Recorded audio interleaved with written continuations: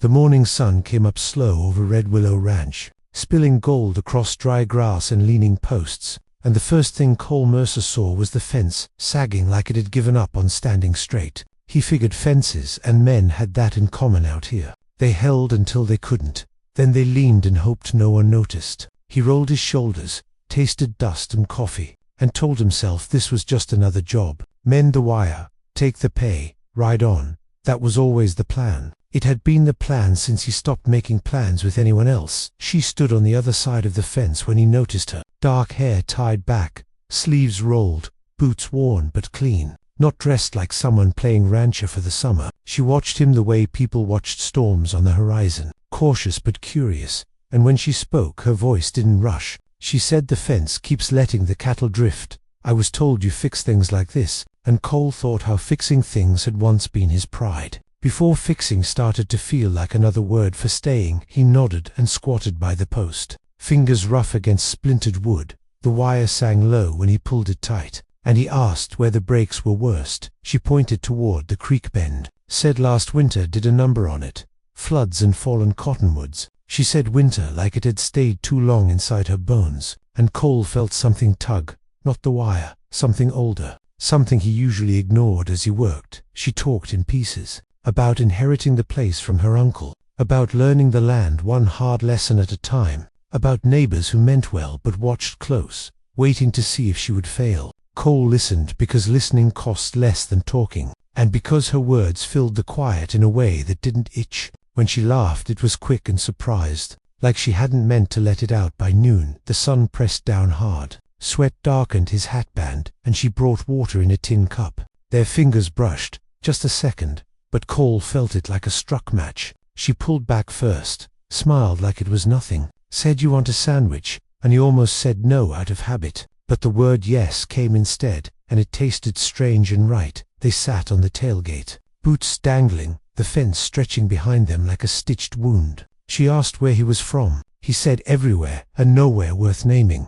She didn't push, just nodded like she understood the shape of leaving. She said Red Willow needed work beyond the fence. Gates, a barn door, maybe more. Her eyes held his when she said more, and Cole felt the job growing roots. He told himself it was the heat, the long ride, the way the land opened wide, and asked a man to stay. But when she looked away he missed it, and that scared him more than wanting. He had learned to keep moving because stopping meant remembering, meant hearing names he had buried. He tightened the last wire too hard and it snapped. The sound, sharp as a thought he didn't want, she noticed, came closer, asked if he was all right, and he said fine, the lie sliding easy. She handed him another length of wire, said we all break things when we pull too tight. Sometimes we can mend them, sometimes we have to start fresh. Cole looked at her then, really looked, and the fence no longer felt like the thing that needed fixing. Cole stayed longer than he meant to, days turning into a week, then another, the fence work spreading across Red Willow like a slow promise.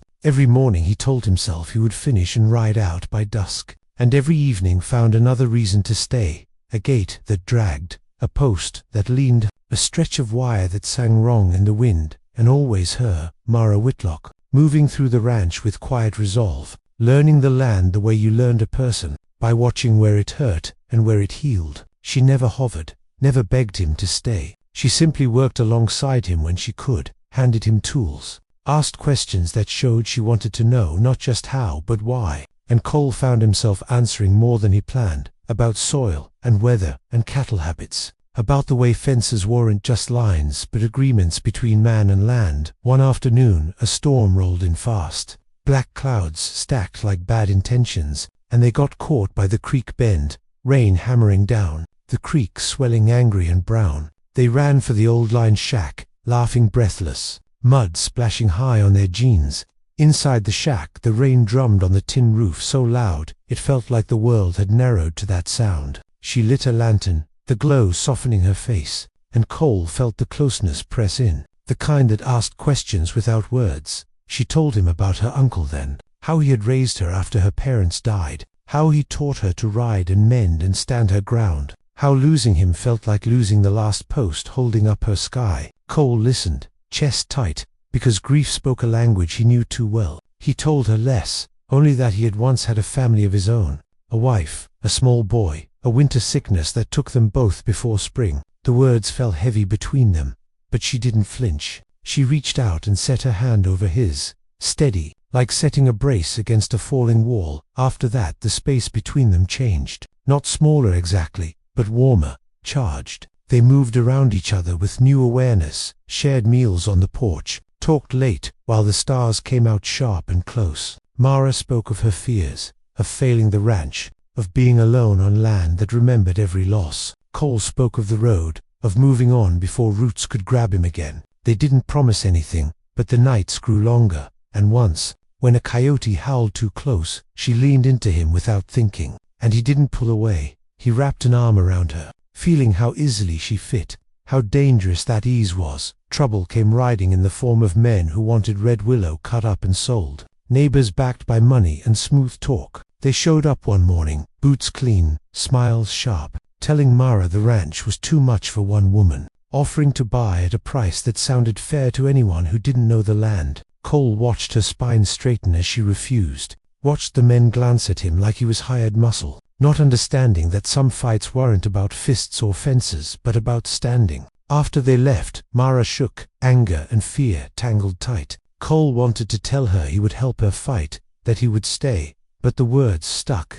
Promises had once been his undoing. That night, they argued, not loud but deep, about staying and leaving, about what fixing really meant. Mara accused him of hiding behind work, of mending wood and wire so he didn't have to face people. Cole snapped back that staying always cost more than it gave, that loving land or people was a gamble. The house eventually won. The words cut, because they were true enough to hurt. Silence fell heavy after, and Cole slept in the bunkhouse, staring at the ceiling, feeling the old itch to saddle up before dawn. Morning came pale and cold, and with it a broken section of fence down by the far pasture. Cattle scattered, Mara already riding out, jaw set. Cole followed without thinking. They worked hard and fast, tempers cooling with the labor, when a post slipped, and Mara nearly fell. Cole caught her arms tight around her waist, the world holding its breath. She looked up at him, eyes bright and wet, said, "I can't do this alone. Not the ranch, not the rest of it."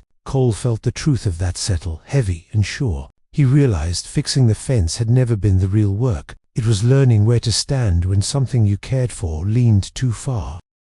He didn't say forever, didn't make vows the land couldn't keep, but he said, "I can stay a while, help you get through this season." And Mara nodded like that was enough for now. They finished the fence, side by side, the wire humming steady this time, and when the sun dipped low they stood looking out over Red Willow, the land stretching wide and patient. Cole felt the road tug at him still, but weaker, like a habit losing its hold. That evening they sat close on the porch. No words needed, just the creak of boards and the smell of dust and grass. Cole knew the hardest work was still ahead, the kind you couldn't measure with posts and wire, the kind that asked a man to risk staying even when leaving felt safer. And as the stars came out he wondered if this time, just maybe, fixing something broken didn't mean it had to break him to the trouble Cole had been outrunning. Finally caught up on a dry wind, riding in quiet as memory, it came in the shape of a letter forwarded from a town to counties back. Thin paper, familiar hand, a name he hadn't spoken in years, telling him the land he once walked away from was being sold, that there were things still unfinished, questions still hanging like gates left open. Cole read it twice, then folded it slow, feeling the old pull of duty and regret tighten in his chest. Mara noticed the change before he said a word. She always did now, asked what was wrong, and he told her the truth, because lying felt heavier than leaving. He spoke of the past he had tried to bury under miles of road, of a promise he had broken by surviving when others had not. Mara listened, quiet and steady, and when he finished she said, "The hardest thing isn't leaving or staying. It's choosing which regrets you can live with." The men who wanted Red Willow returned, this time with papers and pressure, deadlines and threats dressed up as concern. They leaned on Mara hard, hinted at court and costs she couldn't afford. Cole watched her shoulders square, saw the fear she wouldn't show them, and something settled inside him then, solid as a set post sunk deep. He realized the road had taught him how to endure, but this land was teaching him how to stand. He stepped in beside her, spoke calm and firm, laid out the work he had done, the value in land kept whole, the respect owed to someone willing to fight for it. The men left angry, promising it wasn't over. but Cole felt no urge to follow them out of town. For the first time, the pull of running was quieter than the pull of staying that night. Cole saddled his horse anyway. Habit strong as hunger. Mara met him at the gate, lantern light soft on her face. She didn't ask him to stay, didn't beg or bargain. She just said, whatever you choose, make it yours, not the past's, not mine. Cole felt the weight of that gift, freedom offered without strings, and it broke something open in him. He thought of fences mended and broken, of seasons weathered, of love lost because he was too afraid to risk losing again. He swung down from the saddle, lead rope slack in his hand, and said, "I'm tired of riding from ghosts. If you'll have me, I'd like to see what grows here." Season by season they didn't rush the rest. Healing never does. There were still legal fights and long days, storms that tested every fence, and doubt that whispered late at night. But Cole stayed, learned the rhythms of Red Willow until they matched his own. He fixed what broke and learned to leave some things weathered. Mara found herself laughing more, sleeping deeper, trusting the land to hold her, and trusting Cole to stand when things leaned. Together they faced the men again, this time prepared, backed by neighbors who respected grit over greed. The deal fell apart. Red Willow remained whole, and the victory felt less like triumph and more like relief. Like finally breathing out. Seasons turned, grass greened, then browned, calves were born, fences held. Cole built a new line along the creek bend where the floods had taught them better. He taught Mara tricks of wire and wood. She taught him patience, taught him that staying didn't mean standing still. It meant growing roots that could bend without breaking. Some nights the past still rode close, but it no longer ruled him. He spoke of his lost family without choking, let their memory sit at the table with them, honored instead of hidden. One evening at sundown, they walked the fence line together, the same stretch where they first met, the wire tight, the posts straight, the land glowing gold. Mara took his hand,